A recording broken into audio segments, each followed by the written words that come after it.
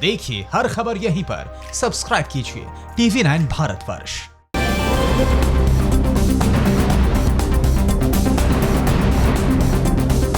देश में कोरोना संक्रमण के मामले लगातार बढ़ते जा रहे हैं। आंकड़ा 26,000 के पार पहुंच चुका है। दुनिया भर में कोरोना की वजह से 2 लाख से ज्यादा लोगों की मौत हो चुकी है। वहीं अमेरिका में मौत का आंकड़ा 54,000 के पार जा पहुंचा है। कोरोना से जुड़ी हुई बड़ी खबरों के लिए आपको दिखाते हैं टॉप 9 कोरोना। देश में कोरोना संक्रमण के मामले लगातार बढ़ते जा रहे हैं। पिछले 24 घंटे में हिंदुस्तान में 1,835 कोरोना पॉजिटिव केस सामने आए। इस तरह भारत में कोरोना का आंकड़ा 26,000 के पार जा चुका है।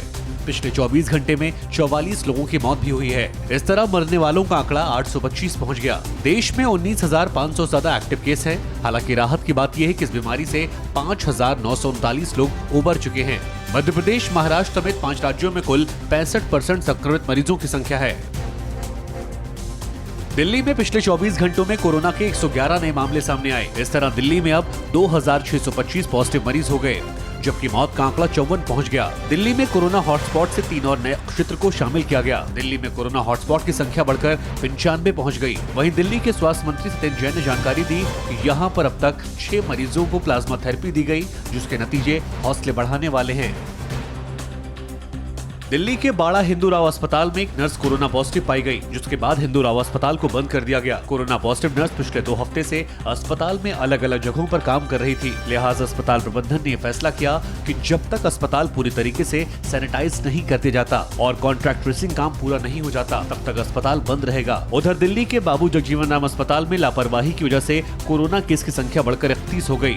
इनमें 11 डॉक्टर भी शामिल हैं। नए कोरोना के सामने आने के बाद अस्पताल प्रशासन ने 23 अप्रैल को दूसरे मरीजों का इलाज बंद कर दिया।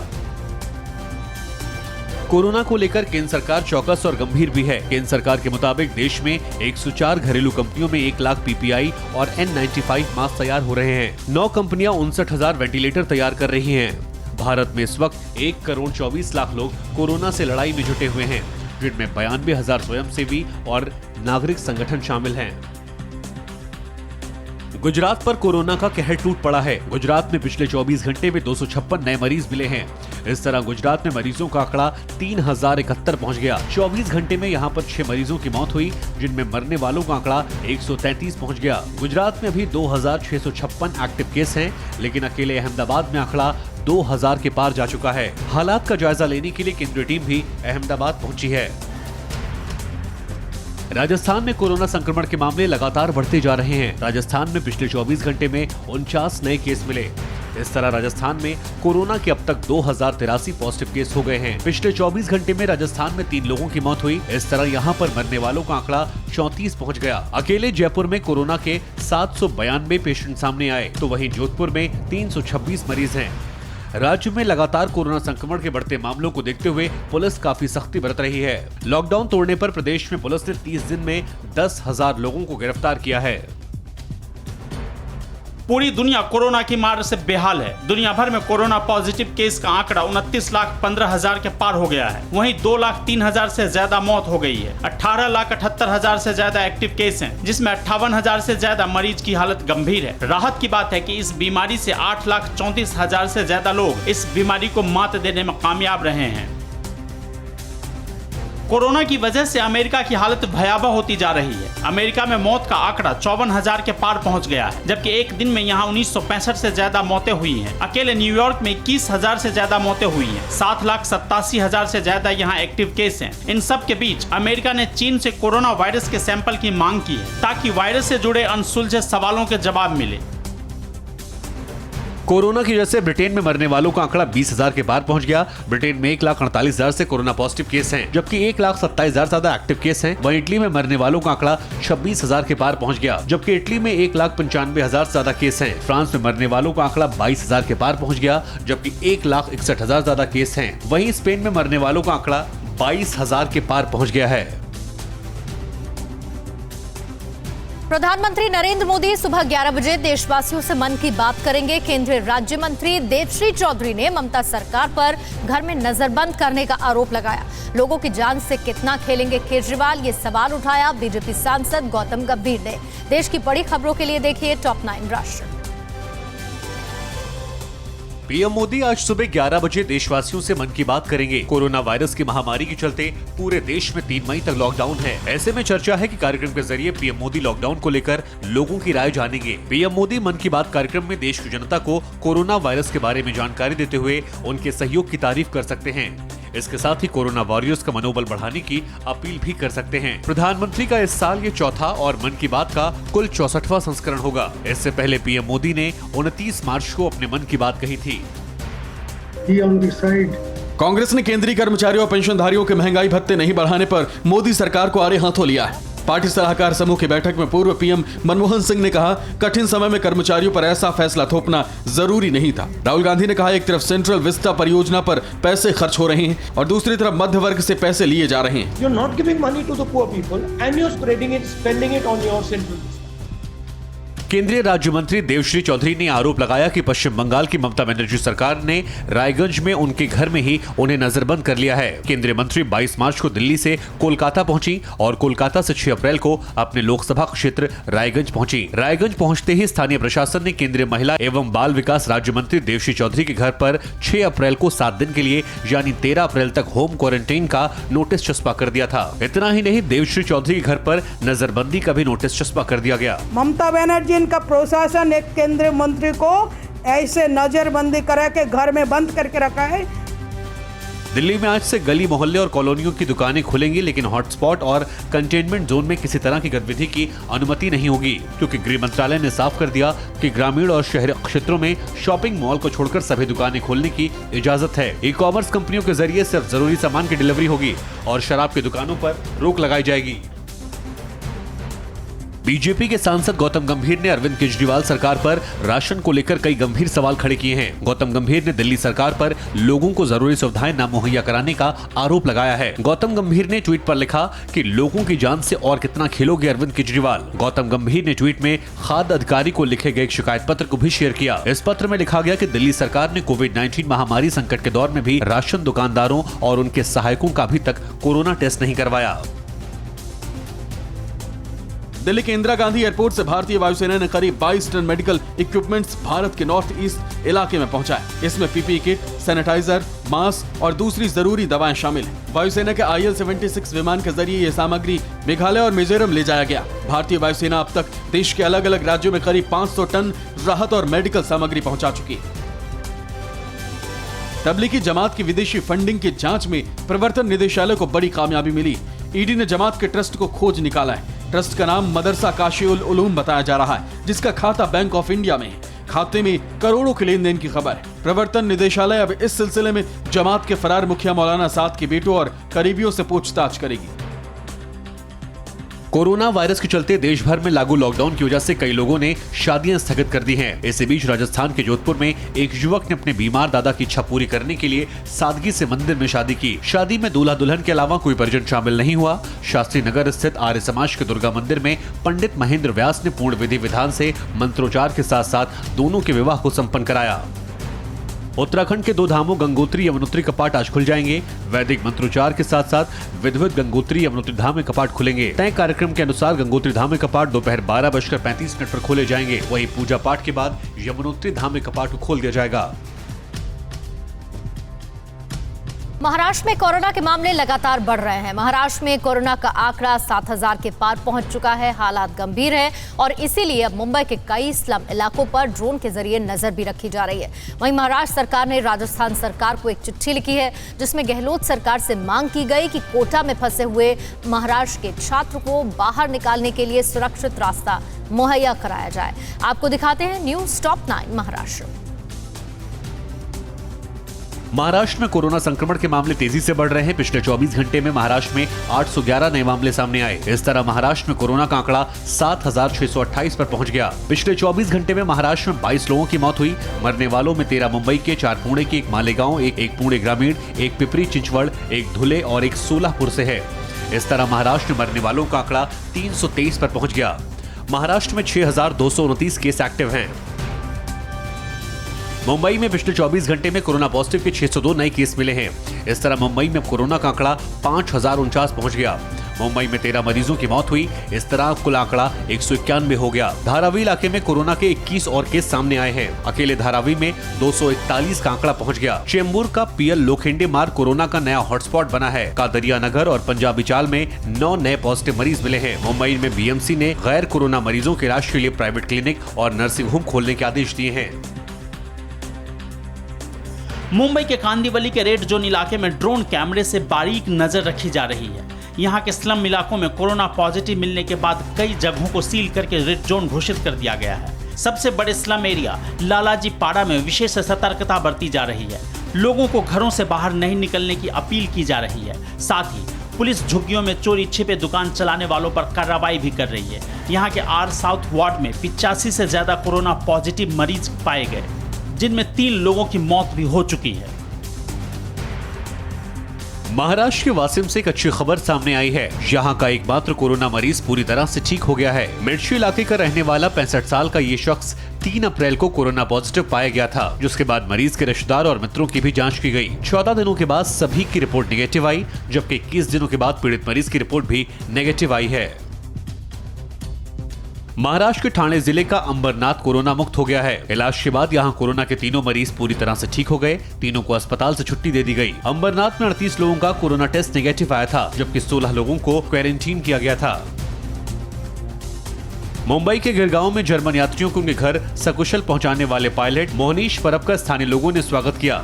लॉकडाउन की वजह से मुंबई में 192 विदेशी नागरिक फंस गए थे, जिनमें कई जर्मन यात्री भी शामिल थे, जिन्हें जर्मनी वापस भेजने के लिए एयर इंडिया ने विशेष उड़ान शुरू की, जिसमें पायलट थे मोहनीश परब। पीपीई किट और मास्क पहनकर मोहनीश ने सभी जर्मन यात्रियों को फ्रैंकफर्ट पहुंचाया। इतना ही नहीं, 20 अप्रैल को मोहनीश ने चीन से दवा और चिकित्सा सामग्री भी लाए थे।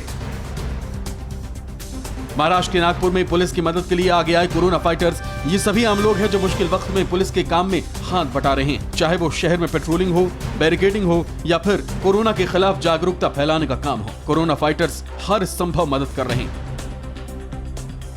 महाराष्ट्र सरकार ने राजस्थान सरकार को चिट्ठी लिखकर आग्रह किया कि कोटा में फंसे राज्य के छात्रों को सकुशल बाहर निकालने के लिए सुरक्षित रास्ता मुहैया कराया जाए। राजस्थान ने कोटा में महाराष्ट्र करीब 2000 स्टूडेंट फंसे हुए हैं।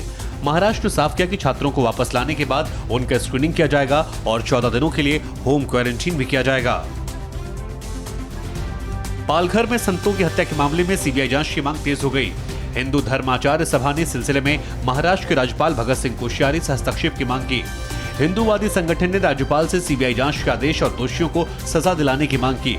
संस्था के अध्यक्ष स्वामी अवधेशानंद हैं, जो जूना अखाड़े के पीठाधीश्वर भी हैं।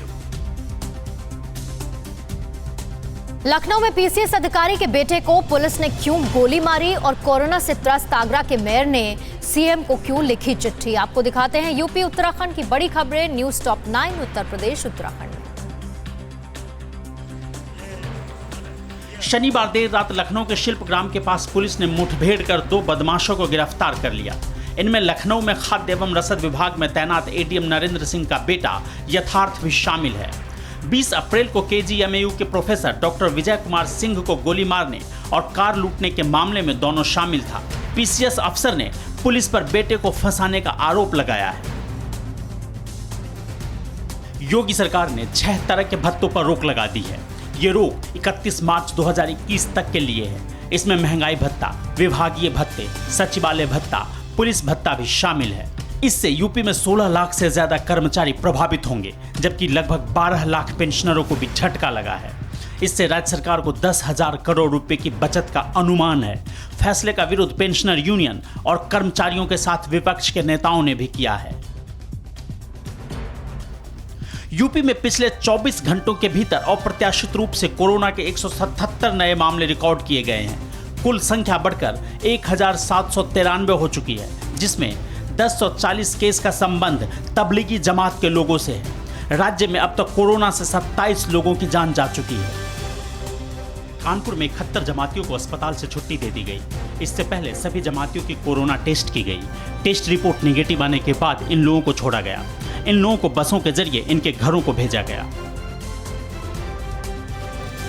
कोरोना मामले में आगरा के बिगड़ते हालात को लेकर शहर के मेयर नवीन जैन ने सीएम और डिप्टी सीएम को पत्र लिखा है, जैन ने जिला प्रशासन और स्वास्थ्य विभाग के इंतजामात पर दुख जताते हुए लिखा है कि मेरा आगरा अत्यधिक संकट के दौर से गुजर रहा है। आगरा को बचाने के लिए कड़े निर्णय लेने की आवश्यकता है। स्थिति अत्यधिक गंभीर हो चुकी है, इसलिए मैं आपसे हाथ जोड़कर प्रार्थना कर रहा हूं कि मेरे आगरा को बचा लीजिए। आगरा में शुक्रवार को 13 नए मरीज मिले और 2 लोगों की मौत हो गई। मरीजों की तादाद और मौत के मामले में आगरा यूपी में सबसे ऊपर है। यूपी के अमरोहा में सफाई कर्मचारियों से मारपीट की गई, उनके कपड़े भी फाड़ दिए गए। मामला कटरा इलाके की है। नगरपालिका अध्यक्ष राजेश सैनी की शिकायत पर गंभीर धाराओं में मुकदमा दर्ज किया गया है। हमने एफआईआर दर्ज कराई है। जो धाराएं उन पे सब बैठती थी वो सारी धाराएं थे और पुलिस प्रशासन से कहा है कि इन्हें गिरफ्तार करो। लॉकडाउन के बीच उत्तराखंड सरकार ने राज्य के 9 पहाड़ी जिलों को राहत दी है। अब इन जिलों में अस्पताल पहले की तरह खुलेंगे। ये वो जिले हैं जहां पर एक भी कोरोना मरीज नहीं है। सीएम रावत ने कहा कि मेला अस्पताल हरिद्वार, दून अस्पताल देहरादून, निर्माणाधीन मेडिकल कॉलेज रुद्रपुर और सुशीला तिवारी अस्पताल हल्द्वानी में ही कोरोना का इलाज होगा। बाकी अन्य अस्पताल नॉर्मल रूटीन में काम करेंगे। उत्तराखंड के स्कूलों में एडवांस फीस लेने या फीस बढ़ाने पर सख्त कार्रवाई का आदेश दिया गया। शिक्षा सचिव डॉक्टर आर मीनाक्षी सुंदरम ने इस आदेश को जारी किया है। 3 मई तक कोई भी स्कूल एडवांस फीस नहीं लेगा। 3 महीने की एडवांस फीस की बजाय सिर्फ चालू महीने की फीस ली जाएगी। इसके साथ ही 2020-21 सत्र के लिए स्कूल फीस में कोई इजाफा नहीं होगा। आदेश की अवहेलना करने पर सख्त एक्शन लिया जाएगा। मुरादाबाद से 2 अनूठी तस्वीरें सामने आई हैं। पहली तस्वीर सड़क पर घूम रहे उस यमराज की है जो लॉकडाउन का पालन करने और घरों में रहने की अपील कर रहे हैं। दूसरी तस्वीर एक छोटी बच्ची की है जिसका पूरा परिवार मास्क सिलता है और बच्ची साइकिल से गली मोहल्लों में जाकर लोगों को मास्क बेचती है। जयंतीपुर के मीनानगर की रहने वाली 10 साल की गुलसफा लॉकडाउन में परिवार का ये बोझ अपने कंधों पर उठा रही है। बिहार में निष्क्रिय जनधन खाता धारक महिलाओं के लिए क्या है खुशखबरी? आखिर दुकान खोलने के सवाल पर सरकार के अधिकारी ने क्या दिखाया? दूर रहें का प्ले कार्ड क्यों दिखाया? और बिहार झारखंड की बड़ी बाकी खबरों के लिए आपको न्यूज़ टॉप 9 बिहार झारखंड दिखाते हैं। बिहार में कोरोना संक्रमितों की संख्या 251 हो गई है। शनिवार को 28 मरीजों की रिपोर्ट पॉजिटिव आई। लॉकडाउन के पहले 16 दिन में सिर्फ 38 केस थे, जबकि पिछले 15 दिनों में 214 संक्रमित हुए हैं। इधर कैमूर का पुलिस लाइन कोरोना हॉटस्पॉट बन गया है। यहाँ शनिवार को मिले 6 नए मरीज में 4 पुलिस लाइन के हैं। इस बीच उप मुख्यमंत्री सुशील कुमार मोदी ने कहा है कि महिलाएं 30 जून तक जनधन के निष्क्रिय खातों से भी कोरोना राहत की 500 रुपए की राशि निकाल सकेंगी। दुकान खोलने के केंद्र सरकार के फैसले पर राज्य सरकारें अपने अपने स्तर से निर्णय ले रही हैं। बिहार में शनिवार शाम क्राइसिस मैनेजमेंट ग्रुप की बैठक हुई। इस बैठक में ये निर्णय लिया जाना था कि बिहार के क्षेत्र में कौन सी दुकान कितनी देर के लिए खुलेगी, लेकिन बैठक के बाद सवाल का जवाब देने के बजाय अपर मुख्य सचिव ने प्ले कार्ड दिखाया और बिना कुछ बोले निकल गए। बताया जा रहा है कि बिहार सरकार बीच का कोई रास्ता निकाल सकती है। बिहार में नेता प्रतिपक्ष तेजस्वी यादव ने नीतीश सरकार पर निशाना साधा है। तेजस्वी ने ट्वीट में 3 अहम सवाल पूछे हैं। तेजस्वी ने लिखा है, क्या बिहार सरकार हमें बता सकती है आज तक कितनी पंचायतें सैनिटाइज की गई? अस्पताल की क्षमता को बढ़ाने के लिए क्या किया गया? वेंटिलेटर और टेस्टिंग किट की क्या स्थिति है? झारखंड के पलामू में भी कोरोना ने दस्तक दी है। राज्य में शनिवार को कोविड-19 के 4 नए मामले सामने आए। इनमें से 3 मरीज पलामू जिले के रहने वाले हैं। सभी मरीज पलामू के लेस्लीगंज प्रखंड के इटको गांव के हैं। लेस्लीगंज के जुरू समेत आसपास से कई गांवों को सील कर दिया गया। दरभंगा के डीएम सीएच पुणे की संदिग्ध कोरोना मरीज भाई बहन ने शनिवार को जूनियर डॉक्टर से बदसलूकी की। नाराज डॉक्टरों ने आपातकालीन सेवा ठप कर आरोपियों की गिरफ्तारी की मांग को लेकर हंगामा किया। मरीजों पर सहयोग नहीं करने के आरोप लगे हैं। इसके साथ ही मना करने के बावजूद वार्ड से निकलने और जूनियर डॉक्टर पर जूठा पानी फेंकने का आरोप लगाया गया है। बहरहाल आरोपी युवक को हिरासत में ले लिया गया। शिवहर के नवाब हाई स्कूल क्वारंटीन सेंटर पर एक महिला ने देर रात एक स्वस्थ बच्ची को जन्म दिया। जीएम और एसपी ने क्वारंटाइन सेंटर जाकर जच्चा बच्चा के स्वास्थ्य की जानकारी ली, सभी सुविधाएं मुहैया कराई। आपको बता दें, कोरोना पॉजिटिव मरीज के संपर्क में आने के चलते महिला को 2 दिनों से क्वारंटीन सेंटर में रखा गया था। किशनगंज मेले में सर्कस दिखाने आए कलाकार लॉकडाउन की वजह से पिछले 45 दिनों से यहाँ फंसे हैं। इन कलाकारों के अलावा दर्जनों जानवर भी किशनगंज के खगड़ा मेले में फंसे हुए हैं। 1 महीने तक सर्कस चला, लेकिन दर्शक नहीं होने से शो फ्लॉप हो गया। वहीं कोरोना वायरस की मार ने कलाकार और जानवरों के खाने पीने के सामान पर संकट पैदा कर दिया है। वैशाली के लालगंज में उत्तर बिहार ग्रामीण बैंक की शाखा में लॉकडाउन नियमों की जमकर धज्जियां उड़ाई गईं। शाखा के बाहर बिहार से लेकर भीतर कहीं तक सोशल डिस्टेंसिंग का ध्यान नहीं रखा गया। यहाँ भारी संख्या में ग्राहकों की लंबी कतारें देखी गई और पुलिस पूरी तरह से मूक दर्शक बनी रही। कई लोग तो बिना मास्क के भी नजर आए। कोरोना की वजह से बोधगया में फंसे विदेशी पर्यटकों को उनकी सरकारों ने वापस ले जाना शुरू कर दिया है। शुक्रवार और शनिवार को थाईलैंड सरकार विशेष विमान से लगभग 342 नागरिकों को वापस ले गई। इससे पहले म्यांमार की सरकार 22 अप्रैल को अपने 2 विशेष विमान से 258 यात्रियों को ले गई थी। म्यांमार और थाईलैंड अब तक लगभग 600 यात्रियों को अपने देश ले जा चुकी है। ये पर्यटक बोधगया, राजगीर, कुशीनगर, वाराणसी जैसे बौद्ध सर्किट में फंसे हुए थे। यूपी और हिमाचल की राह पर चली छत्तीसगढ़ सरकार और धार में सड़क पर किसने नोट फेंका। मध्य प्रदेश छत्तीसगढ़ की बड़ी खबरों के लिए देखिए टॉप 9 मध्य प्रदेश छत्तीसगढ़। मध्य प्रदेश में शनिवार को कोरोना के 103 नए मामले सामने आए, जिससे संक्रमित मरीजों की संख्या 1945 हो गई। वहीं पिछले 24 घंटे में राज्य में 7 मौतें हुई और मरने वालों की तादाद 99 पहुंच गई है। उज्जैन में 4, इंदौर में 2 और होशंगाबाद में 1 व्यक्ति की मौत हुई। प्रदेश में सबसे ज्यादा मौतें इंदौर में हुई हैं, जहां अब तक 57 लोगों ने कोरोना से अपना दम तोड़ा है। मध्य प्रदेश के विभिन्न जिलों में फंसे मजदूरों को उनके अपने गृह जिलों में भेजने का काम शुरू कर दिया गया है। इस बात की जानकारी सीएम शिवराज सिंह ने खुद दी। घर भेजने से पहले मजदूरों का स्वास्थ्य परीक्षण किया जा रहा है। शनिवार को ऐसे 8000 मजदूरों को उनके जिले और गांव रवाना किया गया। इस बीच अलीराजपुर जिले की सीमा पर गुजरात सरकार की बसों से लाए जा रहे मजदूरों को जांच के बाद 1-2 दिन में उनके घर पहुंचा दिया जाएगा। इंदौर में शहर से बाहर जाने की कोशिश करते हुए 198 लोगों को पुलिस ने हिरासत में लिया है। इन सभी लोगों को शहर के सियोरा इलाके से गिरफ्तार किया गया। ये सभी लॉकडाउन का उल्लंघन कर शहर से बाहर जाने की फिराक में थे। भोपाल में शनिवार को कुछ दुकानें खुली। रमजान को लेकर दुकानों पर लोगों की भीड़ भी देखी गई। सोशल डिस्टेंसिंग का ख्याल रखते हुए लोगों ने खरीदारी की। शिवराज सिंह चौहान ने रविवार से लॉकडाउन में छूट देने की घोषणा की है। नई छूट के तहत ग्रामीण क्षेत्रों में दुकानें खोली जा सकेंगी। हालांकि इस दौरान कोरोना संक्रमण वाले इलाकों में पहले की तरह ही सख्ती रहेगी। शहरों में भी संक्रमित क्षेत्र और मुख्य बाजार बंद रहेंगे, जबकि मोहल्ला स्थित आवश्यक वस्तुओं की सारी दुकानें खोली जा सकेंगी। मॉल, सिनेमाघर, gym, hotel, beauty parlour, salon और मुख्य बाजार बंद रहेंगे। छत्तीसगढ़ की राजधानी रायपुर में शनिवार को जरूरी सामानों के साथ साथ गैर जरूरी सामानों की दुकानें भी खुली, जिसके बाद पुलिस ने बलपूर्वक गैर जरूरी सामानों की दुकानों को बंद करवाया। आपको बता दें कि केंद्र सरकार ने शनिवार से इन दुकानों को शर्तों के साथ खोलने की अनुमति दी थी, लेकिन राज्य सरकारें अपने अपने स्तर पर निर्णय ले रही हैं।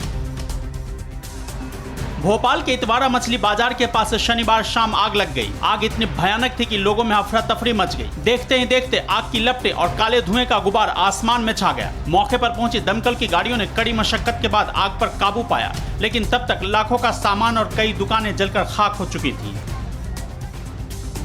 उज्जैन में स्वास्थ्य विभाग ने जिस व्यक्ति को कोरोना संक्रमण से मृत बताया था, वो शख्स जिंदा निकला। सैफी मोहल्ला के अजीज जीन वाला ने अपनी मौत की खबर पढ़कर वीडियो बनाया और शेयर किया। वीडियो देखने पर सरकार की नींद खुली। मुख्यमंत्री कार्यालय ने इस व्यक्ति से बात की और स्वास्थ्य विभाग के नोडल अधिकारी को नोटिस जारी किया, जिसके बाद सीएचएमओ डॉक्टर अनुसुईया गवली ने इस विभागीय गलती स्वीकार किया।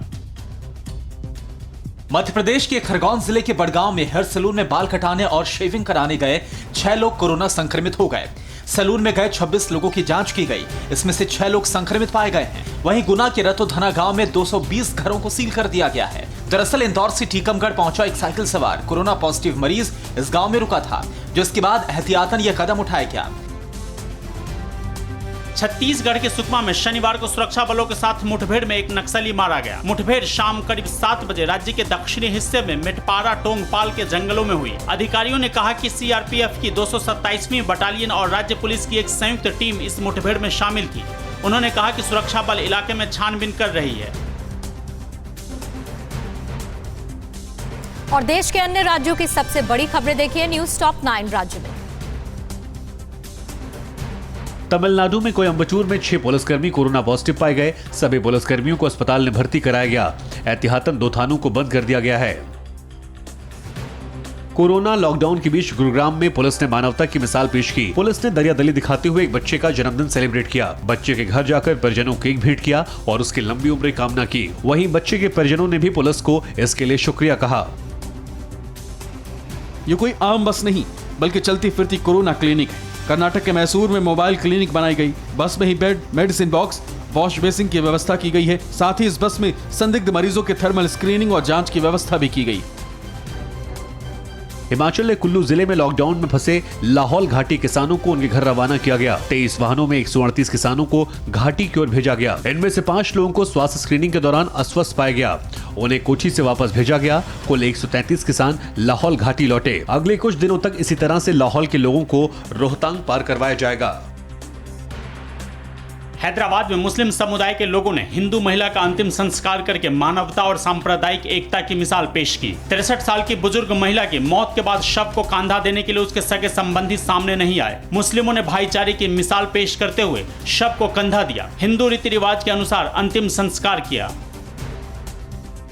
हरियाणा से यूपी के प्रवासी मजदूर घर लौटने लगे हैं। यूपी सरकार के फैसले के बाद बसों से इन मजदूरों को घर भेजा जा रहा है। अंबाला में बस पकड़ने के लिए ये मजदूर कतारों में लगे दिखे। लॉकडाउन में हो रही समस्याओं को देखते हुए यूपी सरकार ने फैसला किया है कि मजदूरों को जांच के बाद घर पहुंचाया जाएगा।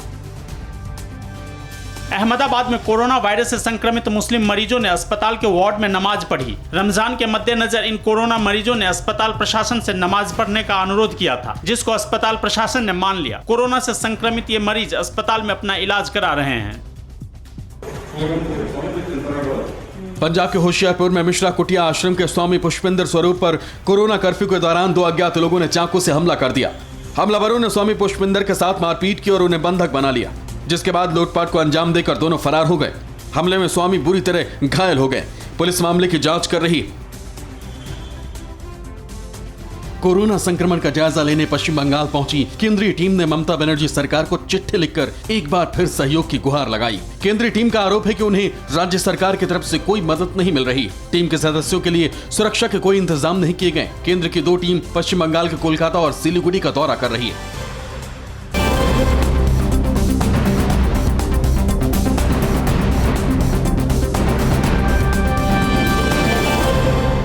परवाह देश की, सोमवार से शुक्रवार रात 10 बजे TV9 भारतवर्ष पर।